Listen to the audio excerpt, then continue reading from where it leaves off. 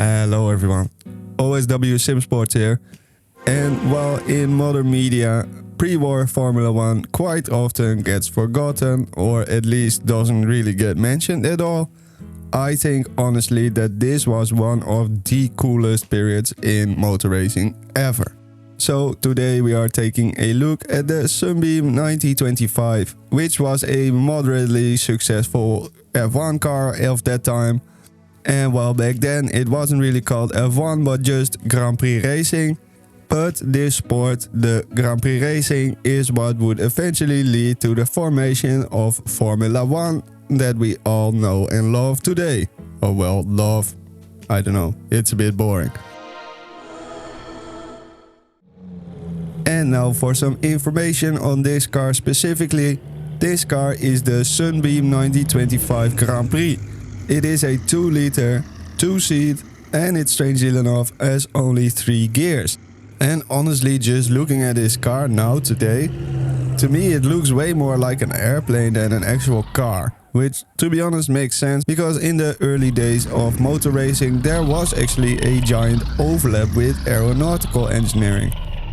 Sunbeam also produced a variant of this car with a 4-liter V12 in order to set land records, but as F1 or Grand Prix Racing was downsizing its regulations, its engine regulations down from 2-liter down to 1.5-liter in order to maintain safety. And the company Sunbeam has had over the years multiple land speed world records. And to be honest, they are more famous for this than their Grand Prix Racing successes. And as for the actual speeds these cars were doing, they were pretty damn quick. Because this car had 138 horsepower and it could go up to a top speed of 200 kilometers an hour. Of course, a massive part of this is that it is very lightweight. It is only 680 kilograms dry weight. And this car then competed against the likes of Alfa Romeo, Bugatti, Delage, Duesenberg, Miller, Diato, Chiribiri, Mercedes, Guyot and Peugeot. And now let's focus on the driving for a little bit, because driving this car is super unique and also extremely fun, because as you can see you really have to slide it through the corners. It does, it's pretty weighty, and especially considering you only have these extremely skinny tires, that at some point it feels more like flying a tank than actually driving a car. And obviously to really get a good feeling for this car I also increased my force feedback by a bunch, so I'm bumping and bouncing around. And here we chuck it into the corner and you can see just how much slide we actually get on. In this corner we do have a bit of understeer, as you can see, and this is what makes driving these cars extremely unique, because legit the only way to go quick is to slide them a ton and to be actually comfortable with it, to be able to go on the throttle while it's sliding and just control a long ass massive drift. And here you get the perfect example on the throttle nice and early. We are essentially just non-stop sliding, and finally when we shift into second is the moment we actually stop sliding. And I also had auto clutch and auto blip off, so everything was done by me. And let me just tell you, I suck at clutching, I suck at heel and toe. I just suck at driving old and vintage cars. So this was really a learning experience for me, actually getting this car around the track. But I hope it is a skill I will be able to build up. And just trying it for a little bit, heel and towing while downshifting, it makes you realize how nuts those onboards of guys like Ayrton Senna were, where they were in the famous Honda NSX movie, where you have the pedal cam and you can see him downshifting, rev matching perfectly. And then you try to do it with your own feet and it's like, nope, I cannot do this. But here we come into 130R. Of course we do have to lift a bit. I think I also braked a little bit, but we do manage to keep it nice on the track. And here we brake extremely early at the 150 meter braking marks. Of course we only have drum brakes, and even then we barely make it. We get a little bit of clutch squeal because I suck, and as the audio is distorting and lagging a little bit, we are heading towards the line, and let's see what time is it going to be. It will not be quick, that is for damn sure. What is it going to be?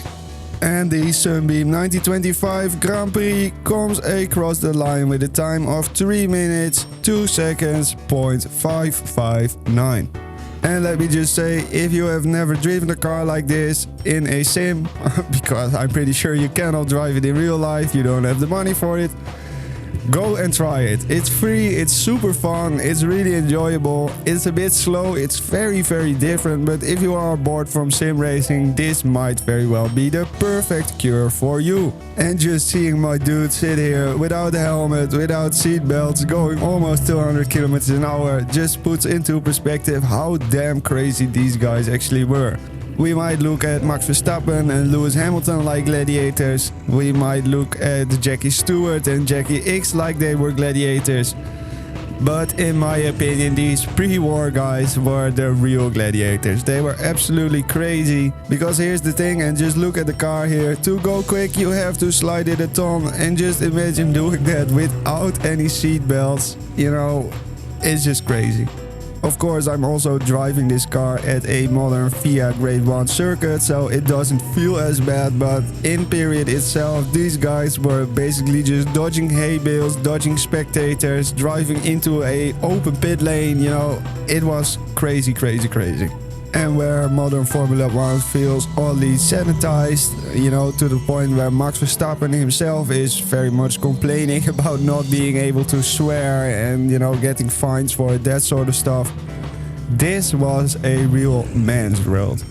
Also just seeing the images of the drivers when they came out of the car. They were basically just covered with soot and smut and yeah, they were just black basically. And while I'm pretty sure that in the process they also inhaled a nice amount of toxins and stuff in their lungs, back then we didn't really care about that, you know.